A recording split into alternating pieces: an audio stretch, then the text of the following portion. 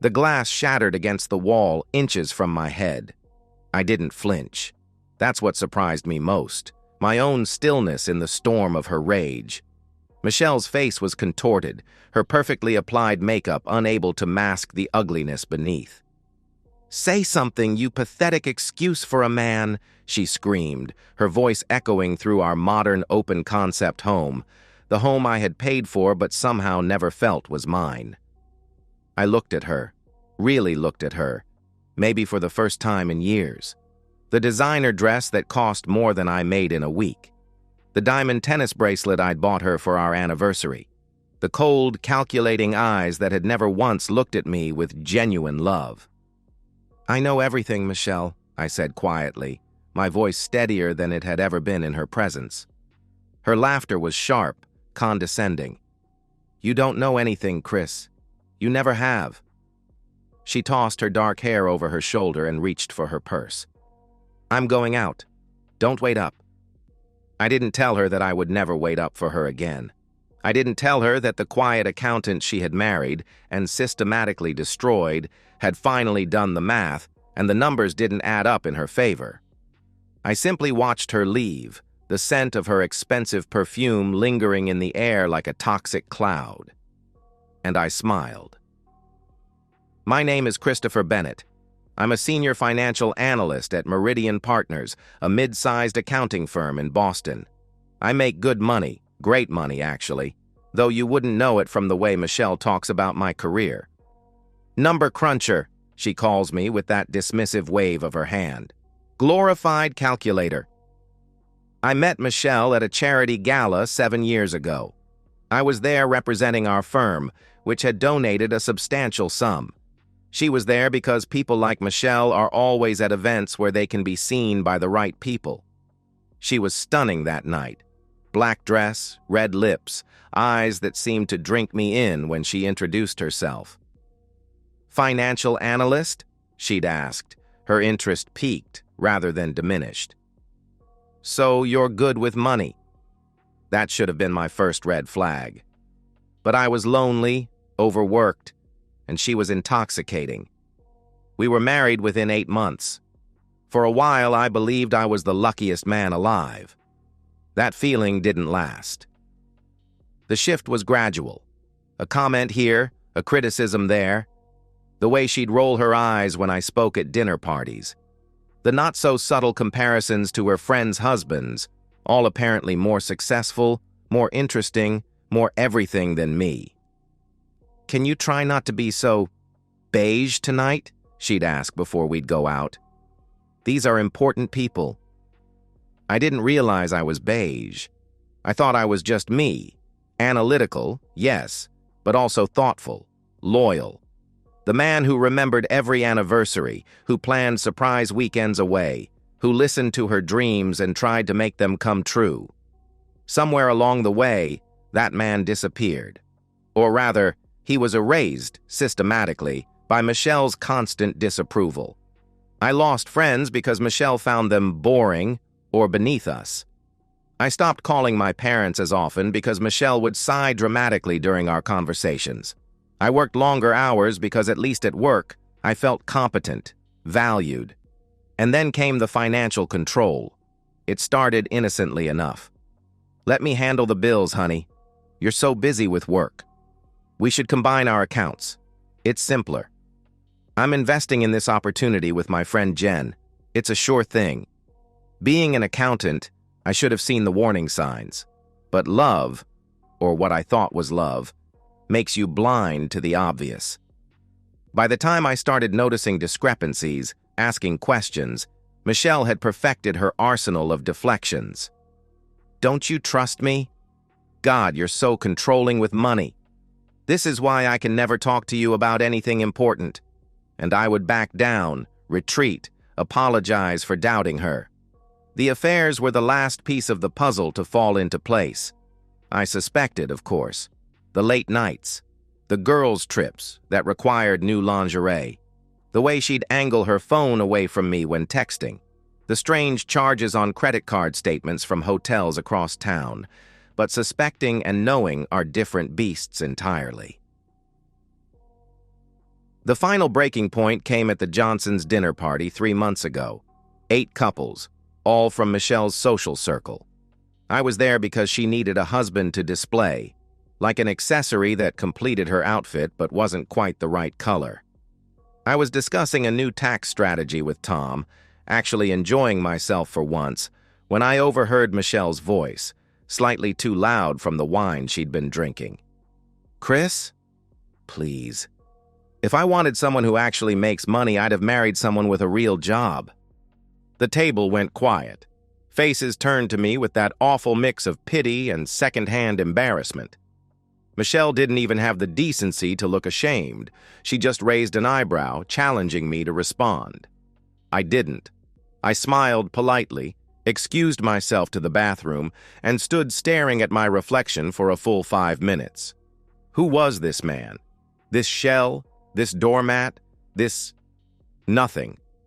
That night, after Michelle had stumbled into bed without so much as looking at me, I made my decision. Cold, calculated, final. I would destroy her just as methodically as she had destroyed me. The first step was information. Michelle had been careless, assuming I was too weak, too stupid, or too broken to fight back. That was her first mistake. I contacted Thomas Reeves, a former client who ran a private investigation firm. Tom owed me a favor. I'd helped him restructure his business financials when he was on the brink of bankruptcy, saving him thousands in potential tax penalties. "I need someone discreet," I told him over coffee at a place far from my usual haunts. "Someone who can get me everything without leaving a trace." Tom didn't ask questions. He simply nodded and assigned his best investigator, Sarah Chen. "She's ex-FBI," Tom told me. "Specializes in financial crimes. If there's anything to find, Sarah will find it." For 6 weeks, Sarah shadowed Michelle, documented her movements, and dug into our finances with a thoroughness that would have impressed even the most zealous IRS auditor. Meanwhile, I played my part, the oblivious husband, the reliable punching bag. I endured Michelle's taunts, her casual cruelty, her absences. I even apologized when she berated me for questioning a $5,000 withdrawal from our joint account. "It's for your birthday present, you idiot," she'd snapped. "Way to ruin the surprise." My birthday wasn't for another 6 months, and I knew the money had actually gone to a weekend at the Four Seasons with her latest lover. A fact Sarah confirmed with photographs that turned my stomach but steeled my resolve. The evidence Sarah compiled was damning beyond even my darkest suspicions. Michelle hadn't just been unfaithful, she'd been systematically stealing from me for years. The investments she claimed to be making? Non-existent. The money had gone into a private account under her maiden name. The loans to friends in need. Never made.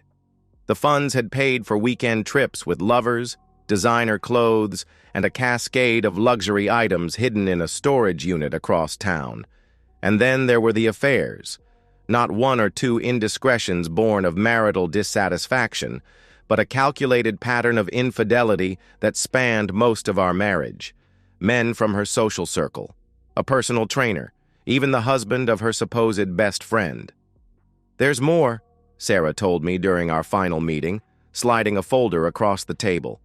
"She's been talking about you to everyone who'll listen, spreading rumors, undermining your reputation, painting herself as the victim of an emotionally distant, financially controlling husband." I flipped through the documented conversations, the social media messages, the transcripts of recorded conversations.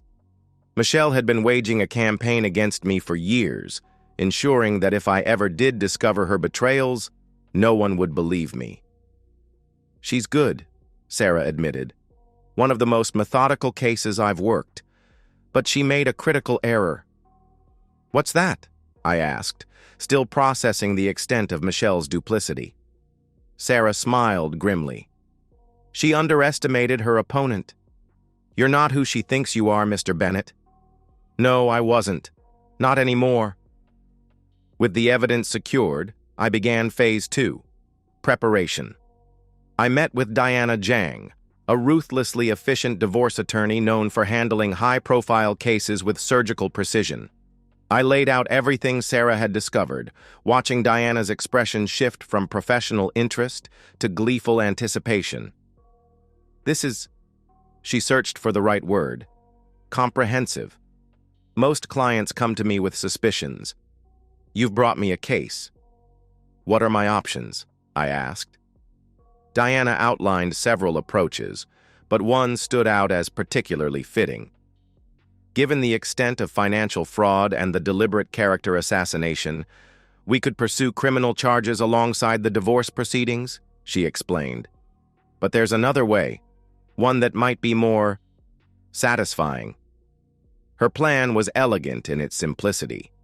We would gather all the affected parties, the friends whose husbands Michelle had seduced, the family members she'd manipulated, the business associates she'd lied to, and present the evidence simultaneously. A coordinated strike that would leave Michelle with nowhere to hide, no one to turn to. Social death before legal execution, Diana said with a cold smile. Sometimes that's the more effective punishment. I agreed. Michelle valued her social standing above all else. To lose that would be devastating in a way that even financial penalties couldn't match. While Diana prepared the legal groundwork, I quietly secured my assets. New accounts Michelle couldn't access. A temporary apartment leased under a corporation name. Important documents moved to a safe deposit box.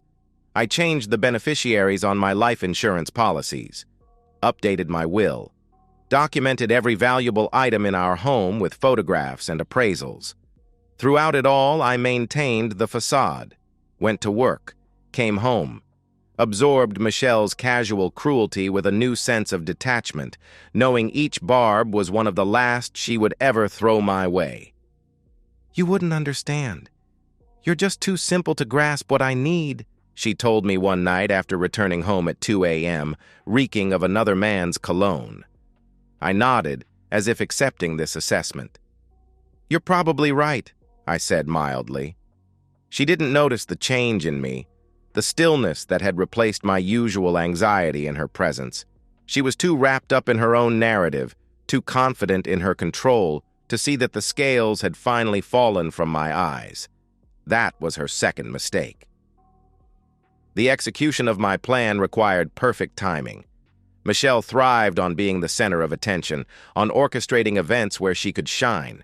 Her annual charity fundraiser for the Children's Hospital, an event she chaired primarily for the social cachet rather than any genuine concern for sick children, provided the ideal backdrop. The event was scheduled for a Saturday night at the Ritz-Carlton. 200 of Boston's elite would be there, including most of the people Michelle had manipulated, betrayed, or lied to over the years. The night before, I prepared a quiet dinner at home. Michelle was surprised.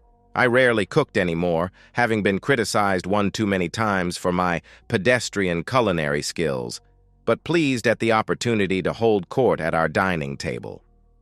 The Prestons confirmed for tomorrow, she said, sipping the expensive Bordeaux I'd opened. Helen was being difficult as usual, but I convinced her that her absence would be noted. She smirked. I didn't mention that her husband has already RSVP'd separately. I nodded, serving the roast chicken I'd prepared. That was smart of you. The seating arrangement is crucial.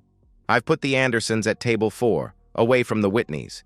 There's some tension there since Mark Whitney's company outbid Anderson Global on that downtown development. I listened as Michelle continued detailing her social chess game, marveling at the energy she put into these manipulations. All that intelligence, all that strategic thinking, wasted on petty power plays. You seem quiet tonight, she finally noticed, eyeing me with a hint of suspicion. Just tired, I replied. Big project at work. She immediately lost interest. My work was never worth discussing unless it involved a promotion or bonus that could benefit her. Well, don't be tired tomorrow night. The Blanchards are bringing that hedge fund manager I told you about. Try to say something intelligent when I introduce you. I smiled. I'll do my best. After dinner, As Michelle disappeared upstairs to make more planning calls for the event, I sat alone in our living room, a strange calm settling over me. Tomorrow, everything would change.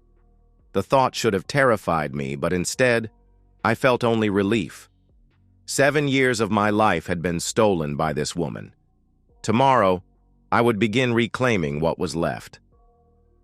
The morning of the fundraiser, Michelle was in rare form, alternating between barking orders at the event staff via phone and criticizing my every move. "Are you really wearing that tie? It makes you look sallow. Did you confirm the car service? You know I can't trust you with details. Try not to embarrass me tonight. The hospital board president will be there." I absorbed it all with a new sense of detachment, like watching a movie I'd seen too many times to be affected by.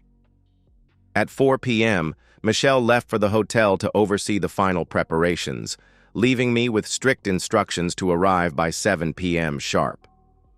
"Not earlier. I don't need you underfoot. And certainly not later. I won't have you making us look bad by missing the cocktail hour." As soon as she left, I called Diana, confirming that everything was in place. Then I dressed carefully in my best suit, not the one Michelle had selected, but a perfectly tailored navy Tom Ford that I'd purchased secretly, one that actually fit my broader-than-she-acknowledged shoulders.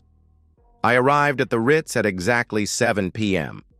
The ballroom was transformed into Michelle's vision of sophistication: white orchids, crystal chandeliers, subtle lighting that flattered even the most surgically enhanced faces in the room. Michelle was holding court near the main entrance, resplendent in a red gown that had cost more than my first car. She stiffened slightly when she saw me, surprised perhaps by my appearance, or maybe just preparing herself for the inevitable disappointment I represented. "There you are," she said, not quite managing to keep the disdain from her voice. She turned to the couple she was speaking with. "My husband, Chris. He's in finance." The way she said it made it sound like I collected garbage for a living. I smiled, shook hands, made appropriate small talk. For the next hour, I played my role perfectly, the bland, forgettable husband who orbited Michelle's star.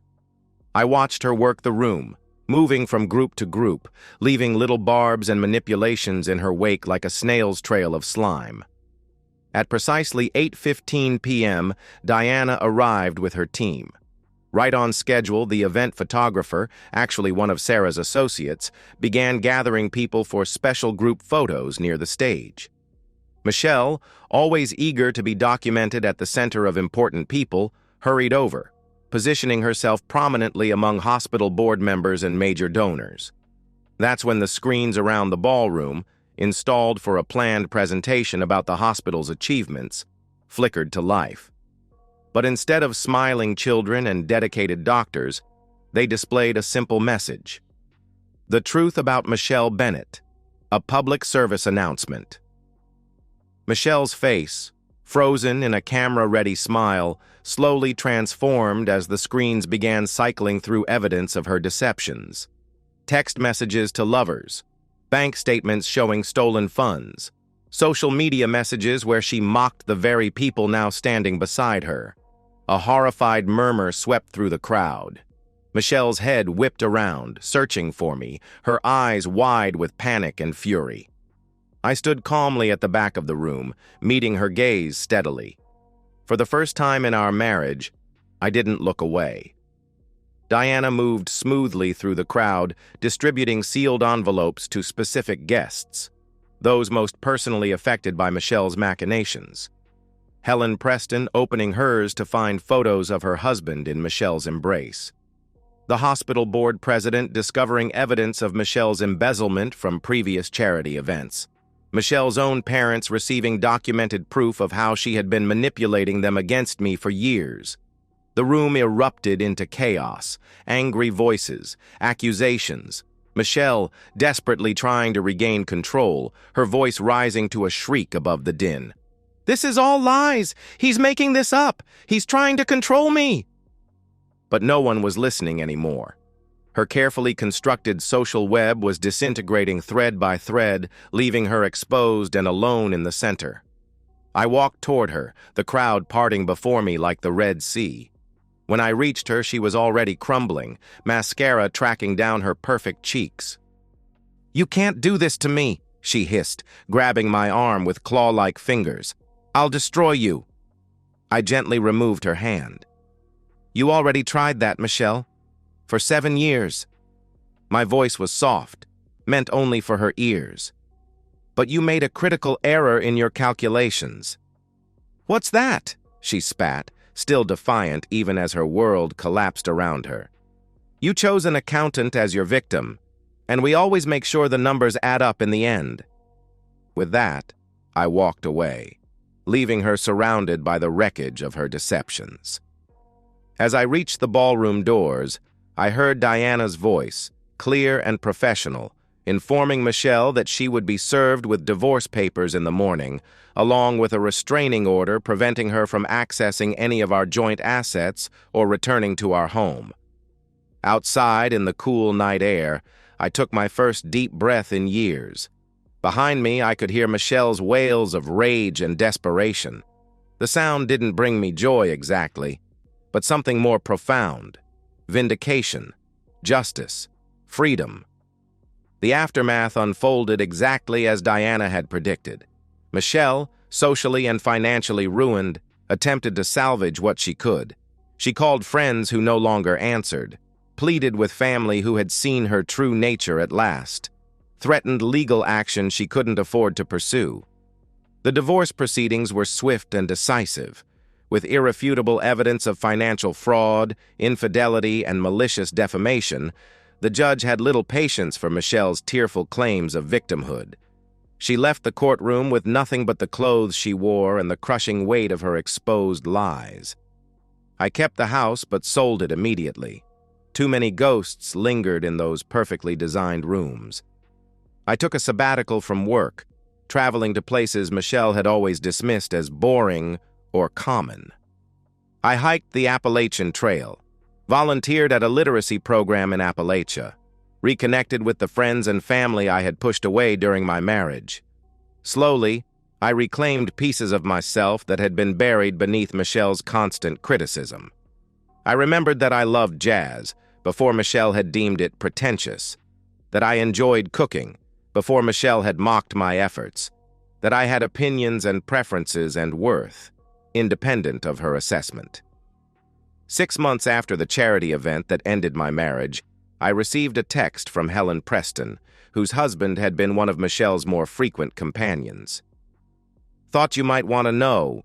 Michelle's working as a receptionist at a dental office in New Hampshire. Apparently no one in Boston would hire her. Karma's quite the mathematician herself." I didn't respond.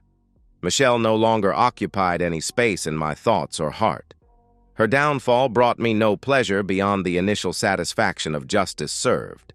Instead, I focused on rebuilding: a new condo overlooking the Charles River, a partnership offer at the firm, a slow, cautious re-entry into dating, with a therapist's guidance to help me recognize red flags I had once been too naive to see. 1 year to the day after Michelle's public unmasking, I attended another charity event at the Ritz-Carlton, this one for literacy programs in underserved communities. As I sipped champagne and made a generous donation, I caught a glimpse of my reflection in a mirrored wall. The man looking back at me stood straight and tall, no longer hunched under the weight of constant criticism. His eyes were clear, his smile genuine. He looked like a man who knew his own worth. That night, as I walked home along the river, I realized something profound. Michelle hadn't broken me. She had tried, systematically, cruelly, relentlessly. But some essential core had remained intact, waiting for the moment I would finally stand up and reclaim it. The cool night air filled my lungs. Stars reflected on the dark water, and for the first time in longer than I could remember, I felt completely, unquestionably whole. Not because I had destroyed Michelle, but because in the process, I had found myself again. And that, more than any revenge, was the sweetest victory of all. And so, we've reached the end of today's story. Was it what you expected, or did it take a twist you didn't see coming? I'm curious to hear your thoughts. Share them in the comments below, and let's get a conversation going. If this story kept you hooked, make sure to hit that like button. And if you're new here or just haven't subscribed yet, now's the perfect time to join our community. I bring you fresh, captivating stories every day, so click that subscribe button and turn on notifications so you never miss out. Thanks for watching, and I'll see you in the next one.